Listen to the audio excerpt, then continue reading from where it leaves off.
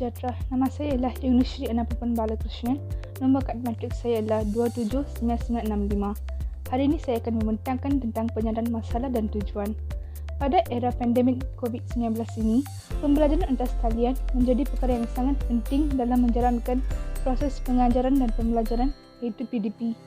Pembelajaran antar sekalian atau lebih dikenali sebagai pengajaran dan pembelajaran di rumah, iaitu PDPR, disampaikan melalui penggunaan alat-alat teknologi seperti komputer dan telefon bimbit. Konsep PDPR telah memberi impak yang besar dalam kehidupan pelajar. Terdapat pelbagai kebaikan yang pelajar boleh menikmati melalui konsep PDPR ini. Namun begitu, PDPR masih membawa kepada beberapa masalah dalam kalangan pelajar. Antara masalahnya ialah kekurangan motivasi, kekurangan keyakinan diri, dan permasalahan di dalam perhubungan. Tujuan kumpulan ini diwujudkan ialah untuk meningkatkan motivasi kepada pelajar, meningkatkan keyakinan diri pelajar, serta untuk mengurangkan permasalahan dalam perhubungan.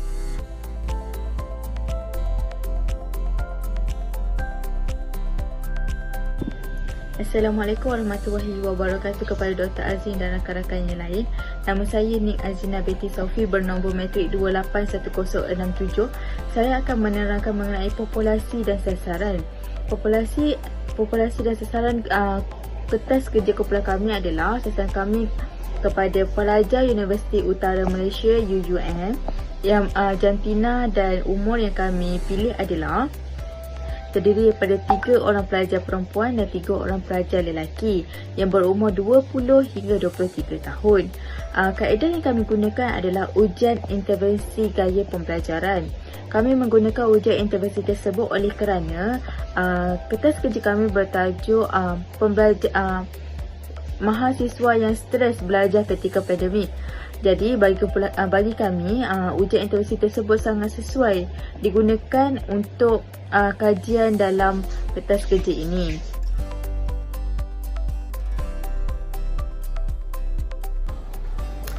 Sebelumnya perkenalkan, nama saya Andini Puspaningrum dengan nomor matrik 702202. Nah, dalam mengatasi stres di kalangan mahasiswa akibat pandemi COVID, konseling kelompok saja dirasa tidak cukup. Harus ada suatu pendekatan yang menyertainya. Nah, dalam hal ini, kelompok memilih pendekatan dengan teori rasional emotif behavior therapy atau REBT yang dirasa sangat cocok. Nah, di sini ada menurut Ellis tahun 2006 yang menyatakan bahwa rasional emotif behavior atau kognitif behavior ini dapat digunakan dalam setting kelompok karena adanya anggota kelompok yang terlibat dalam kegiatan memunculkan kerjasama antar anggota untuk mengatasi masalah psikis dengan memusatkan perhatian pada kognisi, emosi, dan perilaku. Nah, jadi konseling kelompok REBT ini dapat digunakan oleh konselor untuk menangani masalah stres yang dirasakan oleh mahasiswa yang disebabkan oleh keyakinan-keyakinan irasional para anggota kelompoknya. Selanjutnya, juga menurut Ellis tahun 2005, konseling kelompok dengan pendekatan REBT ini, para anggota ini diajari untuk saling mendeteksi dan membantah keyakinan-keyakinan irasional ya gitu. Jadi para anggota ini mempraktikkan bagaimana caranya mereka melawan keyakinan irasional mereka dengan mengungkapkan pandangan yang bersifat beresiko seperti itu.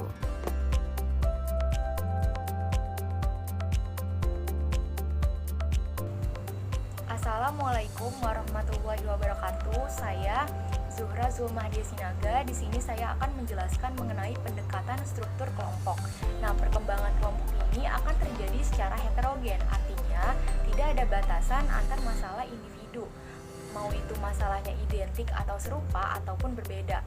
Nah, anggota kelompok ini akan belajar menganalisa masalahnya atau konfliknya sendiri yang sehingga nanti setelah proses konseling ini selesai, anggota kelompok ini akan mendapatkan suatu hal yang baru dan rasional tentunya agar dipraktikkan dalam kehidupannya sehari-hari.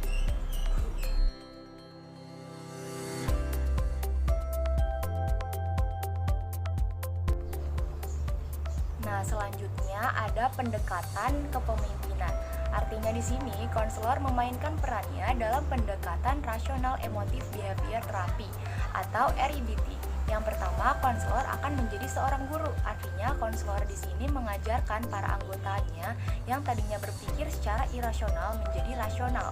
Yang kedua, konselor menjadi ahli bahasa. Artinya konselor ini harus berbicara secara baik dan memberikan kesimpulan secara rasional. Yang ketiga yaitu konselor sebagai modeling. Artinya konselor sebagai panutan bagi anggota kelompoknya. Nah, yang keempat di sini ada aktif direktif. Artinya konselor ini berperan aktif dalam proses konseling dari mulainya pembukaan sampai penutupan.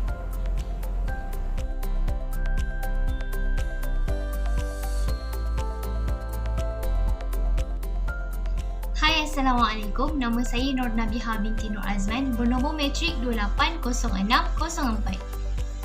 Seterusnya, faktor terapeutik sangat dititik beratkan untuk membantu klien mengurangi beban perasaan yang dialami serta klien dapat mengambil tindakan untuk mengubah situasi yang klien percaya dari sudut negatif kepada hal yang diperlukan sahaja.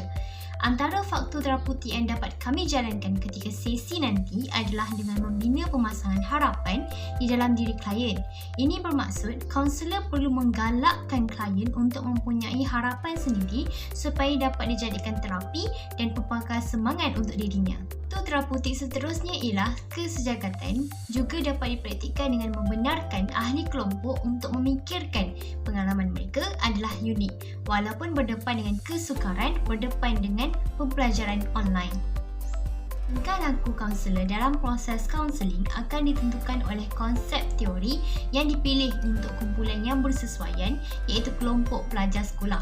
Bagi teori psikoanalitik, kami sebagai kaunselor akan menumpukan kepada tingkah laku yang tidak biasa dialami oleh pelajar sekolah yang mengalami stres sepanjang pembelajaran secara online dan dibantu untuk membina kesedaran tentang keinginan dan pemikiran yang menilai perasaan serta menentukan situasi sebenar. Kami juga akan menggunakan terapi Eldorian, iaitu berkaitan tingkah laku manusia adalah didorong oleh faktor sosial.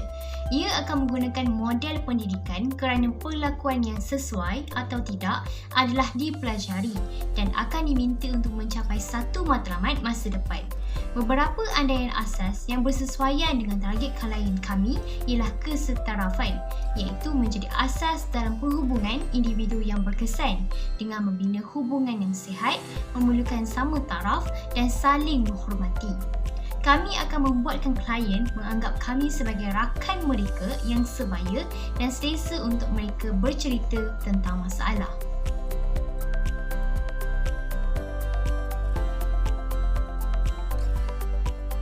Assalamualaikum, nama saya Wan Nur Afifah binti Bahadur Satri, nama matrik 280019. Saya akan membentangkan berkenaan dengan setting. Sesi kaunseling adalah berfokuskan kepada mahasiswa dan mahasiswi di Universiti Utara Malaysia. Hal ini kerana telah menjadi punca utama berlakunya tekanan atau stres dalam kalangan mahasiswi dan mahasiswa di UUM. Melalui sesi kaunseling ini dapat mengenal pasti kesan yang ditanggung oleh pelajar apabila belajar secara atas talian ini. Hal ini kerana setiap pelajar mempunyai gaya pembelajaran yang berbeza. Oleh itu, ada sesetengah pelajar yang tidak boleh mengadaptasikan pembelajaran secara atas talian ini.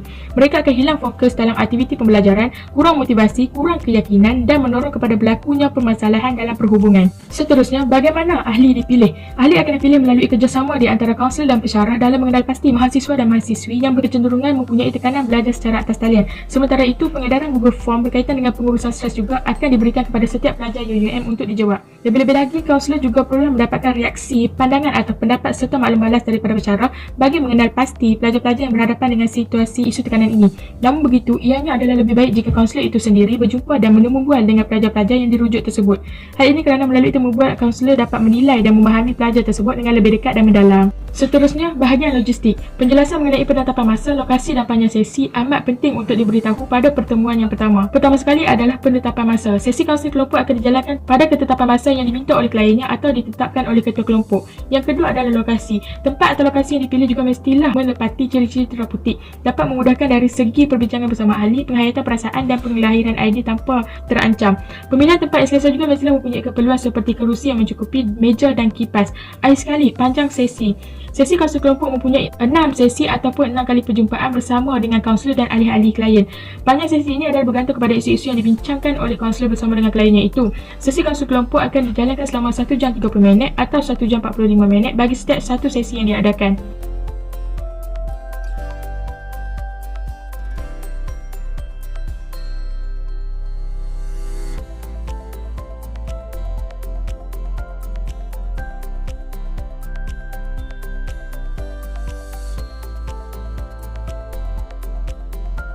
Assalamualaikum warahmatullahi wabarakatuh. Salam sejahtera dan salam biru warna. Saya Ahmad Syafiq Bihamdan 281064 akan menyambung pembincangan ini dengan aktiviti penutup keseluruhan sesi.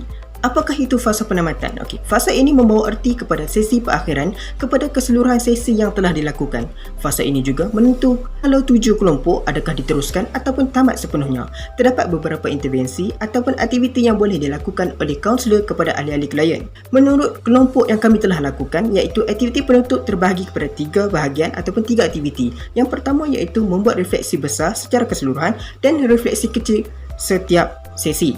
Yang kedua, menggunakan aktiviti dayat seperti bertanya tahap keberkesanan ataupun pencapaian matlamat yang ditetapkan oleh semua ahli klien dengan menggunakan kaedah round. Setiap seorang akan memberi satu nombor 1 sehingga 5 bagi menentukan tahap keberkesanan. Yang ketiga, menulis surat cinta. Bukan ini untuk bercinta tetapi semua dikehendaki menulis kata-kata semangat kepada kesemua orang yang di dalam sesi tersebut, termasuklah kaunselor sekali. Bagi keseluruhan sesi penutup dilakukan akan pasti mempunyai pengajaran ataupun hikmahnya. Hal ini bertujuan kami ingin mengimbas kembali pengalaman dan penglibatan mereka dari awal sehingga akhir. Akhir sekali, kata-kata semangat yang ditulis pula menjadi sumber semangat jikalau mereka dalam keadaan sedih sebagainya. Itu sahaja daripada kumpulan kami. Terima kasih.